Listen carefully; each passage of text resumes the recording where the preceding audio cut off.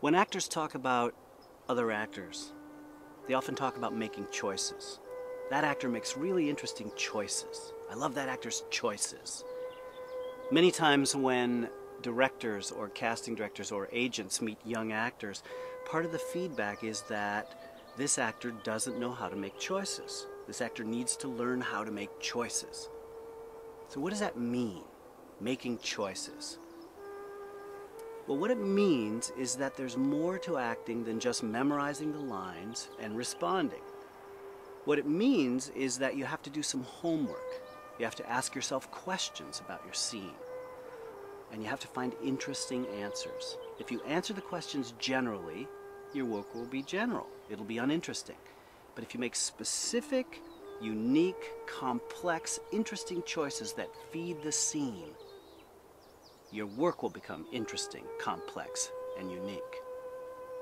So I'd say the way to start is by asking yourself 4 questions. 4 simple questions. Who am I? What do I want? Where am I? And who am I talking to? Now the key is in how you answer these questions. If you answer them generally, I'm a guy, I'm at my house, I want to make you understand how I feel, and I'm talking to my friend. Those are not interesting answers, and they're not interesting choices. But if you make complex, detailed, interesting choices that mean something, that raise the stakes, your work becomes more interesting. Who am I? This involves 2 things. First of all, who you are as a human being. What do you bring to the scene inherently? That's called your essence. We'll talk about that another time. But also the choices about your character. Who is your character? You'll get some clues from the text. He's nervous, he's an accountant, he's an alcoholic. You have to make choices also. Writing a character bio is a great idea to figure out who this person is. What do I want?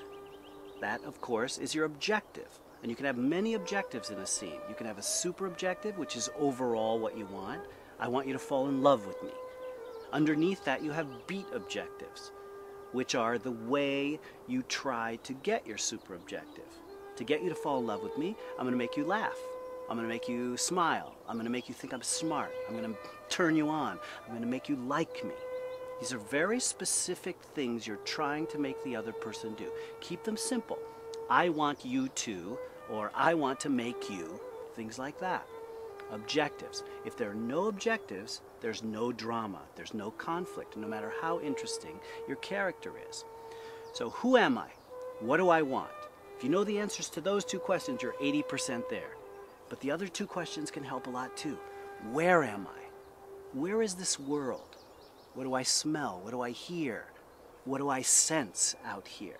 You know, when you see great film actors with their faces blown 40 times their natural size on the movie screen, you see things in their eyes. Even if they're not really in a place, a location, you see things in their eyes. They have imagery. They've made choices in their imagination that take you to that place. Of course, when you audition and many times when you shoot, you're not really in those locations. So you choose where you are and answer those questions specifically. And the last question is, who am I talking to? Who's this other person in the scene? What do they mean to me? How important can you make them? What's our history together? If you answer these questions interestingly, your work becomes more interesting. Who am I? What do I want? Where am I? And who am I talking to? That's how you start to make choices. The better your choices, the better your work.